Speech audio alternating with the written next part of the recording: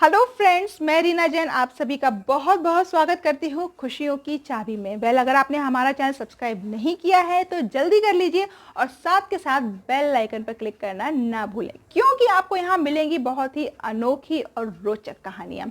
आज की कहानी भी बहुत ही अनोखी है क्योंकि ये दो पत्थरों की है। होता कुछ यूँ है कि एक शिल्पकार है, बहुत ही फेमस शिल्पकार है। उसके जो मूर्तियाँ हैं गाँव भर में प्रचलित हैं। उस शिल्पकार को एक नई मूर्ति बनानी है, जिसके लिए वो पत्थरों की खोज करते करते जंगल में पहुंच जाता है। उसे वहां एक पत्थर नज़र आता है और वो उसको देखकर कहता है कि ये वही सही पत्थर है जिसकी उसे मूर्ति बनानी है। वो उसे अपने साथ ले लेता है। थोड़ी दूर आगे चलता है तो उसे एक और पत्थर नज़र आता है। वो उसे भी अपने साथ ले लेता है और वापस घर को लौट जाता है। अगले दिन वो उस पत्थर पर कारीगरी करने के लिए अपने औजारों से चोट देना शुरू कर देता है। जैसे ही वो चोट देता है वो पत्थर रोने और चिल्लाने लगता है।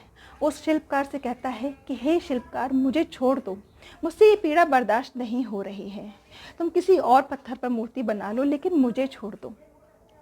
उस पत्थर की बात सुनकर शिल्पकार को उस पर दया आ जाती है और वो उसकी मूर्ति बनाना छोड़ देता है। लेकिन उसे मूर्ति तो बनानी ही थी। तो वो क्या करता है कि वो जो अपने साथ दूसरा पत्थर लेकर आता है वो उस पर अपनी कारीगरी शुरू कर देता है और अपने औजारों से चोट देना शुरू कर देता है। लेकिन उस पत्थर के मुंह से उफ तक नहीं निकलती। वो चुपचाप सारा दर्द बर्दाश्त कर लेता है और देखते ही देखते एक बहुत ही खूबसूरत मूर्ति तैयार हो जाती है। दोस्तों, वो मूर्ति होती है भगवान की मूर्ति। सभी गांव वालों को जब पता चलता है तो सभी वहाँ उस मूर्ति को देखने के लिए आते हैं और अपने साथ उस मूर्ति को ले जाकर मंदिर में स्थापित कर देते हैं और साथ के साथ उस पहले वाले पत्थर को भी ले जाते हैं, जिसे वो मंदिर के बाहर रख देते हैं।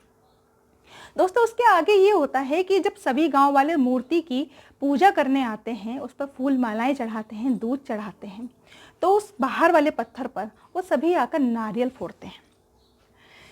कई दिन बीत जाते हैं, वो बाहर वाला पत्थर परेशान हो जाता है।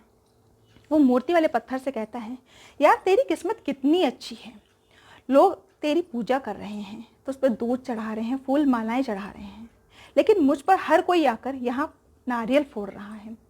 किसी को मेरे दर्द का एहसास ही नहीं हो रहा। उस वक्त उस मूर्ति वाले पत्थर ने बाहर वाले पत्थर को सिर्फ एक ही जवाब दिया।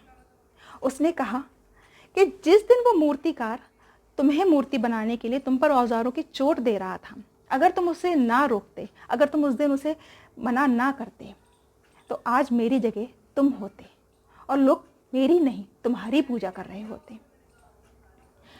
तब उस बाहर वाले पत्थर को अपनी गलती का एहसास हुआ। उसने निश्चय किया कि किसी भी परिस्थिति में अब वो पीछे नहीं हटेगा। वो ना ही किसी से शिकायत करेगा और ना ही घबराएगा। दोस्तों, हमारे सामने भी ऐसी बहुत सारी विकट परिस्थितियां आती हैं जब हम उनसे डर जाते हैं और हार मानकर बैठ जाते हैं। दोस्तों, अगर हम उन विकट परिस्थितियों का सामना कर लें तो हमारे सामने एक बहुत ही खूबसूरत भविष्य होता है। ऐसे ही अगर आपके सामने भी ऐसी कोई विषम परिस्थितियां आती हैं तो उनसे ना डरिए ना घबराइए, उनका डटकर हिम्मत से सामना कीजिए। एक बहुत ही सुनहरा भविष्य आपका इंतजार कर रहा है। तो दोस्तों, ये थी हमारी आज की कहानी। उम्मीद करती हूँ कि आपको ये कहानी पसंद आई होगी। तो ऐसी ही अनोखी और रोचक कहानियों के साथ मिलते हैं अगले रविवार। तब तक के लिए नमस्कार।